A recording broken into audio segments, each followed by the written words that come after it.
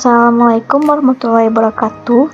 Perkenalkan, nama saya Fadlisa Rahma Putri, NIM 2111212009. Saya berasal dari jurusan Ilmu Kesehatan Masyarakat, Fakultas Kesehatan Masyarakat, Universitas Andalas, kelas A1. Di sini saya akan menjelaskan tentang emfisema, yaitu penyakit yang saat ini banyak terjadi pada kalangan masyarakat Indonesia.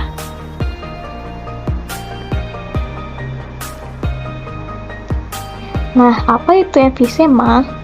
Emfisema merupakan penyakit kronis jangka panjang akibat kerusakan pada alveolus. Alveolus itu sendiri merupakan kantong udara kecil pada paru-paru yang berfungsi sebagai tempat pertukaran oksigen dan karbon dioksida ketika kita bernafas. Kondisi emfisema ini dapat menyebabkan penderitanya sesak nafas atau sulit untuk bernafas.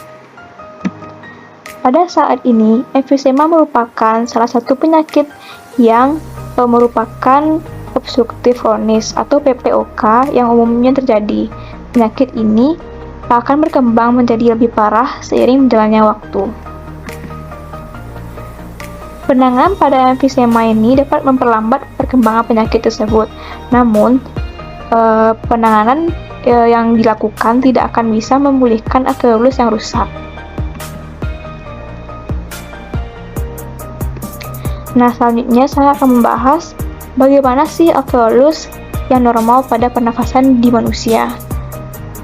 Pada pernafasan kita saat ini, saat kita menarik nafas, oksigen dari udara akan masuk ke paru-paru melalui hidung dan dilanjutkan ke alveolus yang melebar untuk menyerap oksigen. Lalu, di dalam alveolus tersebut terjadi pertukaran oksigen dan karbon dioksida. Saat kita menghembuskan nafas, alveolus akan mengecil dan mengeluarkan karbon dioksida lewat nafas lalu keluar dari hidung. Sedangkan hal tersebut tidak akan terjadi pada penderita emfisema yang alveolusnya mengalami kerusakan dan pecah. Kerusakan ini dapat menyebabkan penyumbatan atau obstruksi. Penyumbatan itu merupakan udara yang terperangkap di paru-paru. Penyumbatan tersebut mengakibatkan luas area permukaan paru-paru menjadi berkurang dan kadar oksigen yang mencapai aliran darah pun menurun.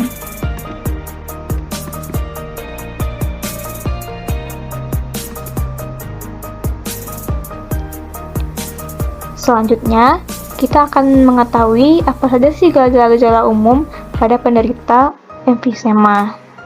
Yang pertama yaitu sesak nafas, terutama saat beraktivitas.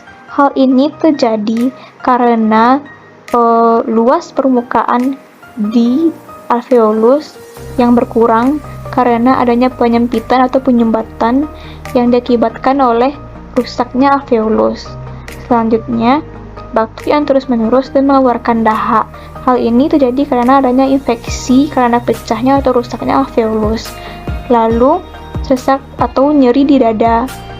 Dan selanjutnya, jika pada penderita itu terjadi penyakit emfisema kronis, bibir dan kukunya akan menjadi biru dan nafsu makannya berkurang sehingga mengakibatkan berat badan penderita tersebut menjadi berkurang.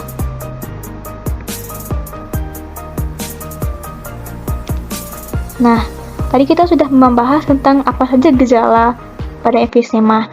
Sekarang kita akan membahas penyebab terjadinya emfisema tersebut. Yang pertama, yaitu asap rokok.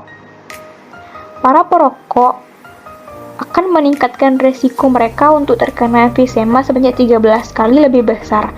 Bahkan para perokok pasif juga berisiko terhadap kondisi ini. Selanjutnya, paparan asap dan bahan kimia industri. Sama seperti asap rokok, paparan asap dan bahan kimia industri dapat merusak paru-paru kita, terutama jika kita terus-menerus menghisap bahan kimia tersebut. Selanjutnya, usia. Seiring bertambahnya usia, semua orang dalam tubuhnya akan mengalami penurunan fungsi, termasuk fungsi paru-paru. Itulah sebabnya banyak ditemukan orang yang berusia 40 tahun ke atas mengalami gangguan pada paru-parunya.